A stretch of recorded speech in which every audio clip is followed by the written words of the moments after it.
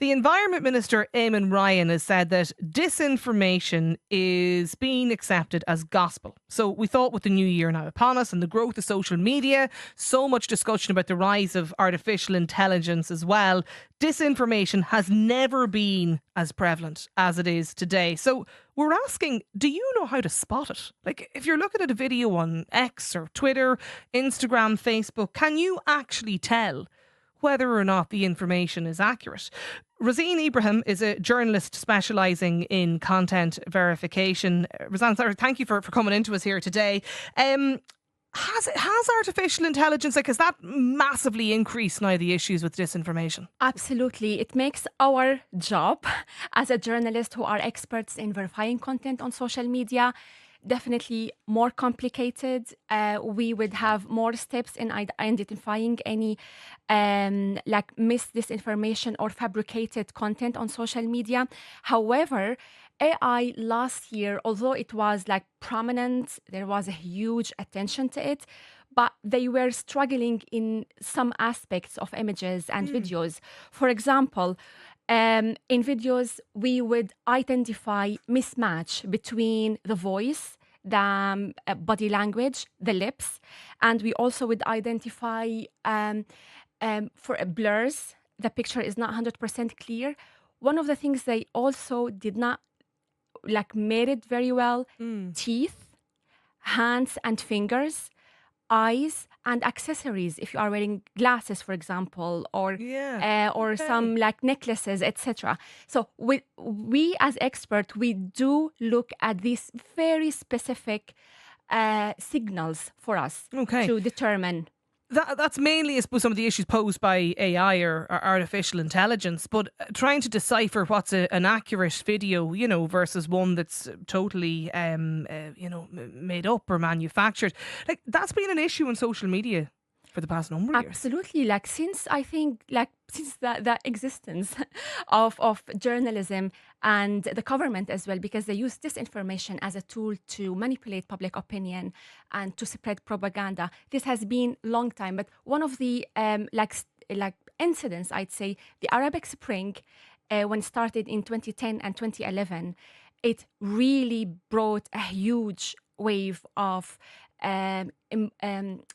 misinformation and disinformation that it was crucial for news agencies and organization to verify content. So has been all the time, but how to verify and how to decide if content is misleading or it's right, or we need to pay more attention to it, especially when it comes to videos, for example, there are some steps. In any video, we look mainly at the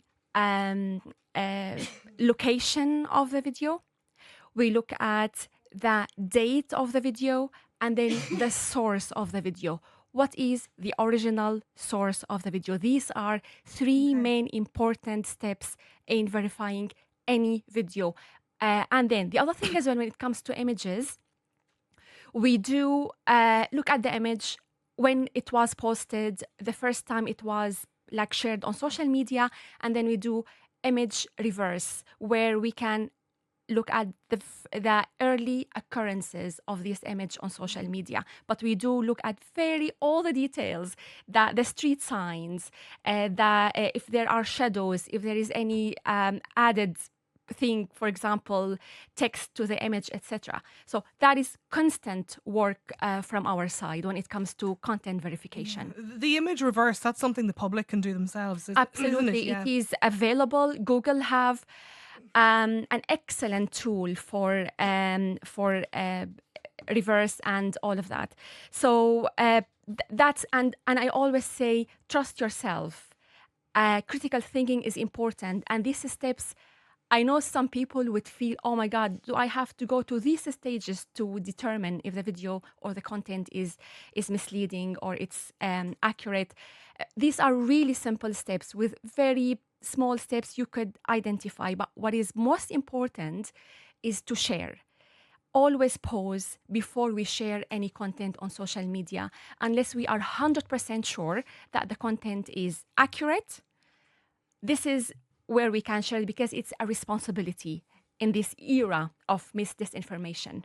What advice then, like how do we say to people coming into the local elections, like we're going to have a, different election, mayoral election in Limerick, we've European elections, we're likely to have the general election as well at some point. So like how do people even in the early stages decipher Absolutely. what's real and not? And not only in Ireland, even international elections, like in the UK, for example, in the United States. So it's going to be a very challenging year as we will see unprecedented flow of information. And it will be hard for people to decide which is noise, which is news. And we often seek news that affirm us rather than inform us. Okay. That is why it is so important for us in these election times to be careful. Now, what we noticed during election times, increase in fabricated screenshots and fabricated, let's say somebody will take a screenshot from the BBC and then they leave the logo, but they completely change the headline and they fabricate a new complete like story which manipulate, spread hate or spread misinformation. We've seen an increase in such content on social media, especially screenshots. That's why my advice always, whenever you see screenshot on social media, look for the link. Do they have original link of this specific article or tweet? Be suspicious. And look, and even you can Google it. Like it's just 1 second away of you as a person identify if this is true or not. Yeah. Google these keywords and try to find, is it actually true? And go to the original source. If it's a screenshot by Taoiseach, for example, somebody posted a screenshot claiming it's Taoiseach of Ireland. Go to the website, go to the Twitter account and see if they have posted that on their account or no.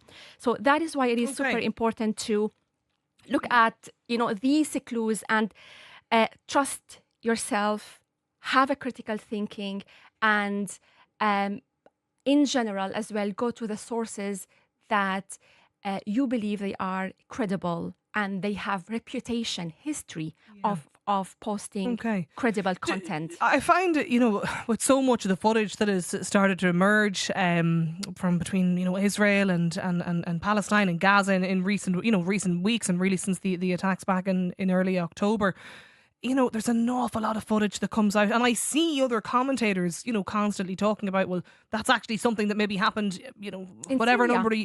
Yeah, absolutely. We saw videos, they were as if they were happening in Gaza and Israel, but they were actually from incidents in Syria, etc. During wartime, absolutely, there is a huge tension in social media and people jump into... Very easy to manufacture footage. Exactly, and because to, it's emotional as well. Our emotions are involved in during war times. And that is why when we were working and verifying content, that is why it's super important to pause and think before you share on social media. But I have to say as well, in general, when we are saying spread of disinformation, disinformation comes from government sometimes. We have seen that in the Arab Spring and the Arab region, in dictatorship in the Arab region, they used social media to spread propaganda. We've seen that in Russian invasion where pro-Kremlin accounts, and we are seeing that now in Israel where Israeli government as well spreading disinformation. Lots for people, I think, to valid points and points that people can use and take on board themselves when they're looking at stuff now over the next couple of months. I'm sure it's not the last time we'll talk to you.